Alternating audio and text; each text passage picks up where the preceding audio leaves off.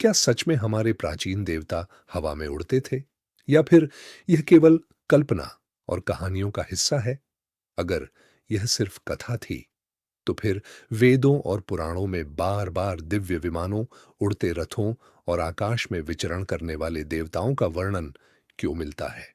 क्या प्राचीन भारत में ऐसी कोई शक्ति या ज्ञान मौजूद था जिसे आज का विज्ञान अभी तक पूरी तरह समझ नहीं पाया? सोचिए, हजारों साल पहले लिखे गए ग्रंथों में ऐसे विमानों का वर्णन मिलता है जो मन की गति से चलते थे, जो आकार बदल सकते थे, जो बिना किसी ईंधन के आकाश में उड़ते थे और जिनमें बैठकर देवता एक लोक से दूसरे लोक तक यात्रा करते थे। क्या यह केवल प्रतीकात्मक भाषा थी या फिर इसके पीछे कोई ऐसा रहस्य छिपा है जिसे समय के साथ भुला दिया गया? आज के इस वीडियो में हम वेदों, पुराणों और रामायण महाभारत के उन रहस्यमयी वर्णनों को समझने की कोशिश करेंगे जिनमें देवताओं की उड़ान, दिव्य विमान, यौगिक शक्तियां और अलौकिक क्षमताओं का विस्तार से वर्णन मिलता है। लेकिन इस वीडियो का सबसे रहस्यमयी हिस्सा आखिर में आने वाला है, जहां हम बात करेंगे उस संभावना की जिसे सुनकर शायद आपका विज्ञान और इतिहास दोनों को देखने का नजरिया बदल जाए। इसलिए वीडियो को अंत तक जरूर देखिए, क्योंकि जो जानकारी आगे आने वाली है वह शायद आपने पहले कभी नहीं सुनी होगी। भारतीय संस्कृति केवल पूजा पाठ और परंपराओं तक सीमित नहीं रही, बल्कि यह हमेशा से ब्रह्मांड, प्रकृति और अदृश्य शक्तियों को समझने का प्रयास करती रही है। हमारे प्राचीन आर्षि और मुनि जब आकाश की ओर देखते थे तो वे केवल तारों को नहीं देखते थे, बल्कि उन्हें ऐसा लगता था मानो पूरा ब्रह्मांड जीवित है। इसी कारण वेदों और पुराणों में देवताओं को केवल मूर्तियों या कल्पनाओं के रूप में नहीं, बल्कि ब्रह्मांडीय शक्तियों के प्रतीक के रूप में दर्शाया गया। इन ग्रंथों में एक बात बार बार सामने आती है: देवताओं की अद्भुत गतिशीलता। वे पल भर में एक स्थान से दूसरे स्थान तक पहुंच जाते थे, कभी आकाश मार्ग से, कभी दिव्य रथों के माध्यम से और कभी अपनी यौगिक शक्तियों द्वारा। यही कारण है कि सदियों से लोगों के मन में यह प्रश्न बना हुआ है कि आखिर देवता उड़ते कैसे थे? क्या उनके पास कोई दिव्य तकनीक थी या फिर यह सब आध्यात्मिक शक्तियों का परिणाम था? वेदों में जब इंद्र, सूर्य, वायु और अग्नि जैसे देवताओं का वर्णन आता है तो उनके साथ अक्सर ऐसे रथों का उल्लेख भी मिलता है जो सामान्य नहीं थे। ऋग्वेद में इंद्र के रथ का वर्णन इतनी तीव्र गति वाले वाहन के रूप में किया गया है कि उसकी तुलना बिजली की चमक से की गई। सूर्यदेव का 7 घोड़ों वाला रथ केवल एक वाहन नहीं माना गया, बल्कि वह समय, ऊर्जा और ब्रह्मांडीय व्यवस्था का प्रतीक भी था। इसी प्रकार वायुदेव का गति से जुड़ा होना यह दर्शाता है कि प्राचीन लोग हवा और गति की शक्ति को कितनी गहराई से समझते थे। इन सभी वर्णनों में एक बात समान दिखाई देती है: देवताओं को पृथ्वी के सामान्य नियमों से परे माना गया। उनके लिए दूरी और समय बाधा नहीं थे। पुराणों में आते आते यह वर्णन और भी रहस्यमयी हो जाता है। यहाँ केवल उड़ते रथों की बात नहीं होती, बल्कि ऐसे विमानों का उल्लेख मिलता है जो मन की इच्छा से चलते थे। उनमें दिशा बदलने, आकार बदलने और अत्यधिक गति से यात्रा करने की क्षमता थी। सबसे प्रसिद्ध उदाहरण पुष्पक विमान का है। रामायण में वर्णित यह विमान केवल एक साधारण रथ नहीं था। कहा जाता है कि वह स्वयं चलने वाला दिव्य यान था, जिसमें अनगिनत लोग यात्रा कर सकते थे। उसकी सबसे बड़ी विशेषता यह थी कि वह सोच के अनुसार चलता था। आज के समय में जब हम आधुनिक विमान और अंतरिक्ष यान देखते हैं तो यह वर्णन और भी रहस्यमयी लगने लगता है। कुछ विद्वानों का मानना है कि इन विमानों का वर्णन प्रतीकात्मक हो सकता है, जबकि कुछ लोग यह विश्वास करते हैं कि प्राचीन भारत में ऐसी तकनीकें मौजूद थीं जो समय के साथ नष्ट हो गईं। हालांकि इसका कोई स्पष्ट वैज्ञानिक प्रमाण नहीं मिला, लेकिन यह तथ्य भी दिलचस्प है कि हजारों वर्ष पुराने ग्रंथों में इतनी उन्नत कल्पनाएं कैसे सामने आईं। क्या यह केवल कल्पना थी या फिर किसी खोए हुए ज्ञान की झलक? यही प्रश्न आज भी लोगों को आकर्षित करता है। लेकिन देवताओं की उड़ान केवल वाहनों तक सीमित नहीं थी। हमारे ग्रंथों में यौगिक सिद्धियों का भी उल्लेख मिलता है। कहा जाता था कि महान आर्षि और योगी अपने शरीर को इतना हल्का बना लेते थे कि वे आकाश में विचरण कर सकते थे। अन्निमा और लघिमा जैसी सिद्धियों का उल्लेख इसी संदर्भ में आता है। अन्निमा का अर्थ था शरीर को अत्यंत सूक्ष्म बना लेना और लघिमा का अर्थ था शरीर को इतना हल्का कर देना कि गुरुत्वाकर्षण का प्रभाव समाप्त हो जाए। यह केवल शक्ति प्रदर्शन नहीं माना जाता था, बल्कि आत्मिक उन्नति का परिणाम माना जाता था। अर्थात जब मनुष्य अपने भीतर की सीमाओं को पार कर लेता है, तब वह भौतिक सीमाओं से भी ऊपर उठ सकता है। इसीलिए हमारे ग्रंथों में उड़ान का अर्थ केवल आकाश में उड़ना नहीं था, उसका गहरा आध्यात्मिक अर्थ भी था। उड़ान का मतलब था सीमाओं से मुक्ति। यह दर्शाता था कि जो व्यक्ति ज्ञान, साधना और आत्मबल प्राप्त कर लेता है, वह साधारण मनुष्य की सीमाओं से परे चला जाता है।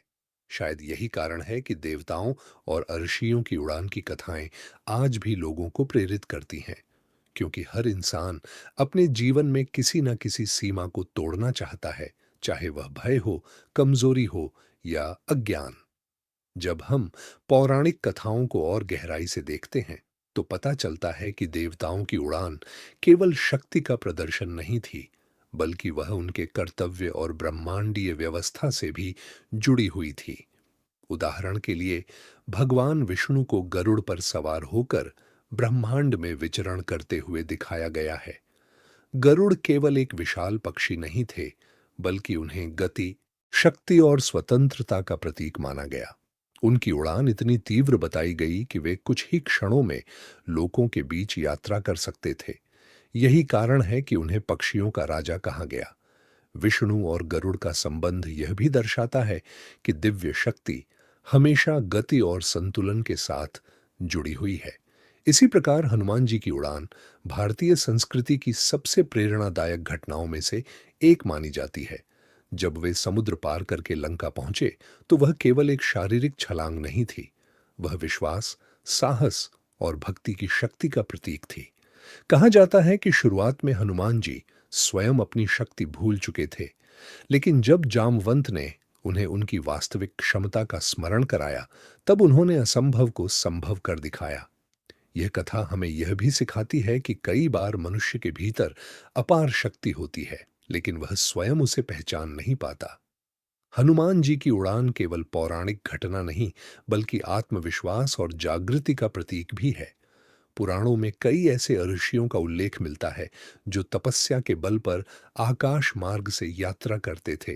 कहा जाता था कि जब कोई साधक वर्षों तक ध्यान और योग में लीन रहता है, तब उसके भीतर ऐसी ऊर्जा उत्पन्न होती है जो सामान्य मनुष्य की समझ से परे होती है। इसी कारण कुछ आर्षियों को त्रिकालदर्शी और दिव्य शक्तियों से संपन्न बताया गया। यह विचार आधुनिक विज्ञान को भले असंभव लगे, लेकिन आध्यात्मिक दृष्टि से यह चेतना की उच्च अवस्था का प्रतीक माना जाता था। धीरे धीरे इन कथाओं ने लोगों के मन में यह विश्वास पैदा किया कि मनुष्य केवल शरीर तक सीमित नहीं है, उसके भीतर ऐसी संभावनाएं छिपी हैं जिन्हें साधना और आत्मज्ञान के द्वारा जागृत किया जा सकता है। शायद यही कारण है कि उड़ान की अवधारणा हर सभ्यता में किसी न किसी रूप में दिखाई देती है। लेकिन भारतीय ग्रंथों में इसकी सबसे बड़ी विशेषता यह है कि यहाँ उड़ान को केवल तकनीक नहीं, बल्कि चेतना और आत्मिक शक्ति से भी जोड़ा गया है। जैसे जैसे समय आगे बढ़ा, देवताओं की उड़ान से जुड़ी कथाएं केवल धार्मिक विश्वास तक सीमित नहीं रहीं, बल्कि उन्होंने लोगों की कल्पना शक्ति को भी गहराई से प्रभावित किया। प्राचीन भारत के लोग जब रात के अंधेरे में आकाश की ओर देखते होंगे, तो शायद उनके मन में भी यही प्रश्न उठता होगा कि आखिर ऊपर इस अनंत आकाश में क्या छिपा है। यही जिज्ञासा धीरे धीरे कथाओं, मंत्रों और पुराणों का हिस्सा बन गई। देवताओं का आकाश में विचरण करना उस समय के मनुष्य के लिए केवल आश्चर्य नहीं था, बल्कि यह इस बात का प्रतीक था कि ब्रह्मांड में ऐसी शक्तियां मौजूद हैं जो साधारण समझ से कहीं आगे हैं। महाभारत में भी कई ऐसे प्रसंग मिलते हैं जहां दिव्य अस्त्रों और विमानों का उल्लेख किया गया है। कुछ वर्णनों में ऐसे रथों की बात आती है जो बिना घोड़ों के चलते थे और जिनकी गति अत्यंत तेज थी। यही कारण है कि आज भी कई लोग यह प्रश्न पूछते हैं कि क्या प्राचीन काल में वास्तव में कोई उन्नत तकनीक मौजूद थी। कुछ लोग विमानों का संबंध आधुनिक उड़ने वाली मशीनों से जोड़ते हैं, जबकि कुछ विद्वान इन्हें पूरी तरह प्रतीकात्मक मानते हैं। लेकिन सबसे रोचक बात यह है कि हजारों वर्ष पुराने ग्रंथों में जिस प्रकार आकाश यात्रा का वर्णन मिलता है, वह आज भी लोगों की उत्सुकता को समाप्त नहीं होने देता। इसी रहस्य ने आधुनिक समय में भी कई शोधकर्ताओं और इतिहासकारों को आकर्षित किया। कुछ लोगों ने प्राचीन ग्रंथों में वर्णित विमानों को एंशियंट टेक्नोलॉजी यानी प्राचीन तकनीक का प्रमाण मानने की कोशिश की। उन्होंने दावा किया कि संभव है प्राचीन सभ्यताओं के पास ऐसा ज्ञान रहा हो जो समय के साथ खो गया। हालांकि मुख्य धारा का विज्ञान इन दावों को स्वीकार नहीं करता, क्योंकि इनके समर्थन में कोई ठोस वैज्ञानिक प्रमाण मौजूद नहीं है। लेकिन इसके बावजूद यह विषय लोगों की कल्पना को आज भी उतना ही रोमांचित करता है जितना सदियों पहले करता था। लेकिन अगर इन कथाओं को केवल तकनीक के नजरिए से देखा जाए, तो शायद हम इनके असली अर्थ को समझ ही नहीं पाएंगे। हमारे आर्षि मुनियों ने हमेशा बाहरी दुनिया से ज्यादा भीतर की दुनिया को महत्व दिया। इसलिए कई विद्वानों का मानना है कि उड़ान का अर्थ केवल शरीर का हवा में उठना नहीं था, बल्कि चेतना का ऊंचा उठना भी था। जब मनुष्य भय, क्रोध, लोभ और अहंकार जैसी सीमाओं से ऊपर उठ जाता है, तब वह आध्यात्मिक रूप से उड़ने लगता है। शायद यही कारण है कि देवताओं की उड़ान को हमेशा दिव्यता और मुक्ति के साथ जोड़ा गया। सोचिए, जब किसी व्यक्ति का मन पूरी तरह शांत हो जाता है, जब उसके भीतर किसी प्रकार का भय नहीं रहता, तब वह अपने जीवन में ऐसे कार्य कर जाता है जो सामान्य लोगों को असंभव लगते हैं। यही कारण है कि हमारे ग्रंथों में योगियों और संतों को भी अलौकिक शक्तियों से संपन्न बताया गया। वे केवल शरीर से नहीं, बल्कि अपनी चेतना से सीमाओं को पार कर लेते थे। और शायद यही सबसे बड़ा संदेश था कि वास्तविक शक्ति बाहर नहीं, भीतर छिपी होती है। यही वजह है कि देवताओं की उड़ान की कथाएं आज भी केवल मनोरंजन नहीं लगती। उनमें एक गहरी प्रेरणा छिपी हुई है। वे हमें याद दिलाती हैं कि इंसान हमेशा से अपनी सीमाओं को तोड़ने का सपना देखता आया है।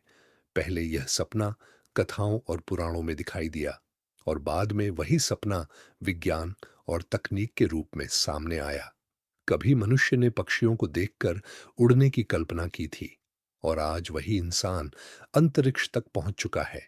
लेकिन शायद सबसे बड़ा प्रश्न अभी भी वही है, क्या देवताओं की उड़ान केवल कल्पना थी, या फिर वह किसी ऐसे खोए हुए ज्ञान की झलक थी जिसे आधुनिक दुनिया अभी पूरी तरह समझ नहीं पाई है? यही प्रश्न इस विषय को इतना रहस्यमयी बना देता है, क्योंकि जब हम प्राचीन ग्रंथों को ध्यान से पढ़ते हैं, तो महसूस होता है कि उनमें केवल धार्मिक कथाएं ही नहीं, बल्कि ब्रह्मांड और चेतना को समझने का एक अलग दृष्टिकोण भी छिपा हुआ है। हमारे पूर्वज आकाश को केवल खाली स्थान नहीं मानते थे। उनके लिए यह देवलोकों का मार्ग था, एक ऐसा क्षेत्र जहां दिव्य शक्तियां विचरण करती थीं। यही कारण है कि पुराणों में बार बार लोकों का उल्लेख मिलता है: देवलोक, इंद्रलोक, वैकुंठ, ब्रह्मलोक। और इन लोकों के बीच यात्रा करने वाले देवताओं को अक्सर उड़ते हुए ही दर्शाया गया। कुछ विद्वानों का मानना है कि इन कथाओं का संबंध मनुष्य की आंतरिक चेतना से भी हो सकता है। उदाहरण के लिए, जब किसी आर्षि के बारे में कहा जाता है कि वह आकाश में उड़ गया, तो संभव है उसका अर्थ यह हो कि उसने अपनी चेतना को इतनी ऊंचाई तक पहुंचा लिया जहां सामान्य मनुष्य नहीं पहुंच सकता। प्राचीन योग शास्त्रों में भी ध्यान की ऐसी अवस्थाओं का वर्णन मिलता है जहां साधक स्वयं को शरीर से अलग अनुभव करने लगता है। कई साधक ये दावा करते थे कि गहन ध्यान के दौरान उन्हें ऐसा महसूस होता है जैसे उनका शरीर हल्का हो गया हो, या वे ऊपर उठ रहे हों। आज भी दुनिया के कई हिस्सों में ऐसे अनुभवों पर शोध किए जाते हैं। लेकिन दूसरी ओर कुछ कथाएं इतनी विस्तार से लिखी गई हैं कि वे केवल प्रतीकात्मक लगती भी नहीं। जैसे पुष्पक विमान का वर्णन, उसमें यात्रियों के बैठने की व्यवस्था, उसकी गति, दिशा बदलने की क्षमता और स्वयं चलने की शक्ति का उल्लेख मिलता है। यही कारण है कि कई लोग यह सोचने पर मजबूर हो जाते हैं कि क्या प्राचीन काल में वास्तव में कोई ऐसी तकनीक रही होगी जो आज नष्ट हो चुकी है। हालांकि इसका कोई प्रत्यक्ष प्रमाण नहीं है, लेकिन यह तथ्य अपने आप में आश्चर्यजनक है कि हजारों वर्ष पहले लिखे गए ग्रंथों में इतनी उन्नत कल्पनाएं मौजूद थीं। और शायद यही भारतीय संस्कृति की सबसे बड़ी विशेषता है। यहाँ विज्ञान और अध्यात्म को हमेशा पूरी तरह अलग नहीं माना गया। हमारे अर्षियों के लिए ब्रह्मांड केवल भौतिक वस्तुओं का समूह नहीं था, बल्कि चेतना और ऊर्जा से भरा हुआ एक जीवित अस्तित्व था। इसलिए जब वे देवताओं की उड़ान की बात करते थे, तो उसमें केवल गति नहीं, बल्कि शक्ति, चेतना और दिव्यता का भी भाव शामिल होता था। इसी कारण इन कथाओं का प्रभाव केवल धार्मिक नहीं, बल्कि मनोवैज्ञानिक भी रहा। जब कोई व्यक्ति हनुमान जी की समुद्र पार करने वाली कथा सुनता है, तो उसके भीतर भी असंभव को संभव करने का साहस जागता है। जब वह गरुड़ की तीव्र गति के बारे में सुनता है, तो उसे स्वतंत्रता और शक्ति का अनुभव होता है।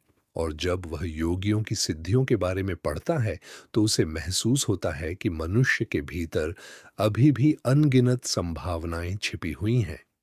धीरे धीरे यही कथाएं पीढ़ियों से लोगों की चेतना का हिस्सा बनती चली गईं। बच्चों ने इन्हें चमत्कार की तरह सुना, भक्तों ने इन्हें श्रद्धा के रूप में स्वीकार किया, और विद्वानों ने इनके भीतर छिपे प्रतीकों को समझने का प्रयास किया। लेकिन चाहे कोई इन्हें इतिहास माने, प्रतीक माने या कल्पना, एक बात तय है, इन कथाओं ने हजारों वर्षों से लोगों के मन में आश्चर्य, जिज्ञासा और प्रेरणा को जीवित रखा है। और शायद यही इन कथाओं की सबसे बड़ी शक्ति है। वे हमें यह सोचने पर मजबूर करती हैं कि क्या वास्तव में मनुष्य की सीमाएं उतनी छोटी हैं जितनी हम समझते हैं, या फिर हमारे भीतर भी कोई ऐसी शक्ति छिपी है जो सही ज्ञान और साधना से जागृत हो सकती है। जब हम देवताओं की उड़ान से जुड़ी इन सभी कथाओं को एक साथ जोड़कर देखते हैं, तो एहसास होता है कि हमारे प्राचीन ग्रंथ केवल चमत्कार सुनाने के लिए नहीं लिखे गए थे। उनके भीतर कहीं ना कहीं एक गहरा संदेश छिपा हुआ था। वह संदेश यह था कि मनुष्य केवल वही नहीं है जो आंखों से दिखाई देता है। उसके भीतर ऐसी अनंत संभावनाएं छिपी हैं जिनकी सीमा शायद उसने अभी तक समझी ही नहीं। देवताओं की उड़ान को अगर केवल एक कहानी मानकर छोड़ दिया जाए, तो शायद हम उसके असली अर्थ से दूर रह जाएंगे। क्योंकि इन कथाओं का उद्देश्य केवल यह बताना नहीं था कि कोई आकाश में उड़ सकता है। उनका उद्देश्य यह समझाना था कि जब चेतना ऊंची होती है, जब मन सीमाओं से मुक्त होता है, तब असंभव लगने वाली चीजें भी संभव हो जाती हैं। यही कारण है कि हमारे ऋषियों ने हमेशा बाहरी शक्ति से ज्यादा आंतरिक शक्ति पर जोर दिया। उन्होंने कहा कि सबसे बड़ी यात्रा धरती से आकाश तक की नहीं, बल्कि अज्ञान से ज्ञान तक की होती है। आज आधुनिक विज्ञान ने इंसान को अंतरिक्ष तक पहुंचा दिया है। विशाल विमान, रॉकेट और अंतरिक्ष यान बना दिए गए हैं। लेकिन इसके बावजूद एक चीज आज भी रहस्य बनी हुई है: चेतना की शक्ति। विज्ञान आज भी पूरी तरह नहीं समझ पाया कि मनुष्य का मन वास्तव में कितना शक्तिशाली है। शायद इसी कारण प्राचीन कथाएं आज भी लोगों को आकर्षित करती हैं, क्योंकि उनमें केवल कल्पना नहीं, बल्कि एक ऐसी संभावना छिपी हुई है जो इंसान को अपनी सीमाओं से आगे सोचने पर मजबूर करती है। और यही वजह है कि देवताओं की उड़ान की कथाएं सदियों बाद भी जीवित हैं। वे केवल धर्म का हिस्सा नहीं, बल्कि मानव कल्पना, विश्वास और आत्मिक खोज का प्रतीक बन चुकी है। चाहे कोई इन्हें ऐतिहासिक सत्य माने, आध्यात्मिक प्रतीक माने, या फिर केवल पौराणिक कथा, लेकिन एक बात से इनकार नहीं किया जा सकता कि इन कहानियों ने करोड़ों लोगों के मन में आश्चर्य और प्रेरणा जगाई है। हो सकता है भविष्य में विज्ञान कुछ ऐसे रहस्यों को समझ पाए जिनकी कल्पना हमारे ऋषियों ने हजारों साल पहले की थी। और यह भी हो सकता है कि इन कथाओं का वास्तविक अर्थ तकनीक से कहीं ज्यादा आध्यात्मिक हो। लेकिन सबसे महत्वपूर्ण बात यह है कि इन कथाओं ने इंसान को हमेशा ऊंचा सोचने की प्रेरणा दी, सीमाओं से आगे बढ़ने की प्रेरणा दी, और यह विश्वास दिया कि असंभव शब्द हमेशा स्थायी नहीं होता। अब सवाल आपसे है, क्या आपको लगता है कि प्राचीन ग्रंथों में वर्णित दिव्य विमान और देवताओं की उड़ान केवल प्रतीकात्मक कथाएं थीं, या फिर सच में कोई ऐसा खोया हुआ ज्ञान था जिसे आधुनिक दुनिया अभी तक पूरी तरह समझ नहीं पाई है? अपनी राय कमेंट में जरूर लिखिए, क्योंकि आपका एक विचार इस रहस्य को देखने का नजरिया बदल सकता है। अगर आपको यह वीडियो पसंद आया हो तो इसे लाइक करें, चैनल को सब्सक्राइब करें और ऐसे ही रहस्यमयी, आध्यात्मिक और पौराणिक विषयों पर वीडियो देखने के लिए हमारे साथ जुड़े रहिए। जय सनातन।